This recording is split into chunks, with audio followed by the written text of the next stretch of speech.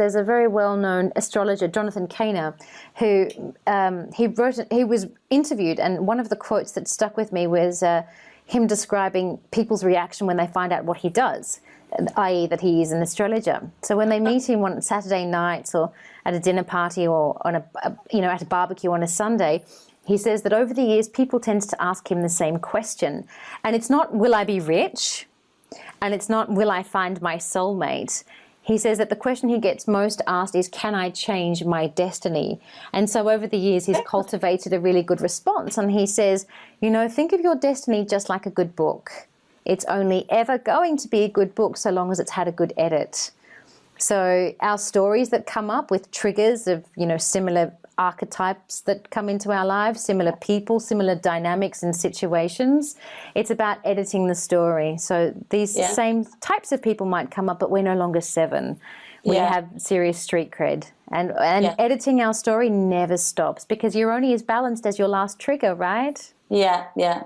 It's funny you say it in those words. It's quite interesting. Somebody said to me last week only, which all means something to me, like I want to mention it now, is that we're basically, our lives are not the lives themselves, but the narrative we put behind them. Yeah. And it really made sense to me that, we can really make the story a very different story if we choose to narrate it in a different way. Yes, exactly.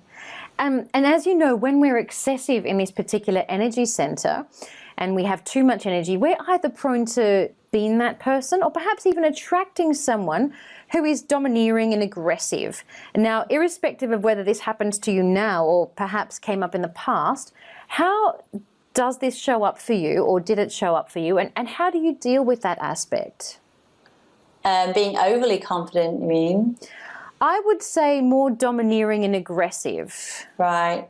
I guess, I don't think that's so much come up for me, if I'm honest. I'm struggling to find an answer to that, so I don't think that's been an issue. If I've ever come up against somebody who's exuding too much confidence or effervescence and is a bit full on, if you like, in my wise self, wise self would try not to react to that in a negative way. Yeah. And to understand that they may be using that as some kind of mask to hide some insecurity. Yeah, well, so arrogance is usually a very sophisticated form of insecurity, isn't it? Say that again, arrogance, yeah. I guess that compassion always has to come in to understand where people are coming from and just lies beneath.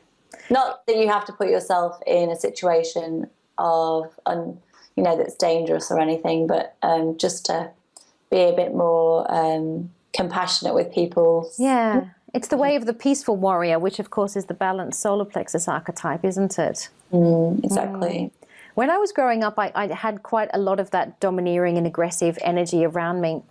But as I've gotten older and I've had the power to edit my story, but also mindfully choose the people that I surround myself with, I find that, much like you, I don't tend to have that domineering or aggressive archetype come into my life.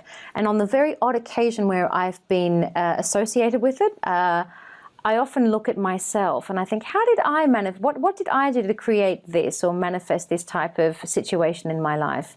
And it's always interesting because it does always come back to us, doesn't it? It does.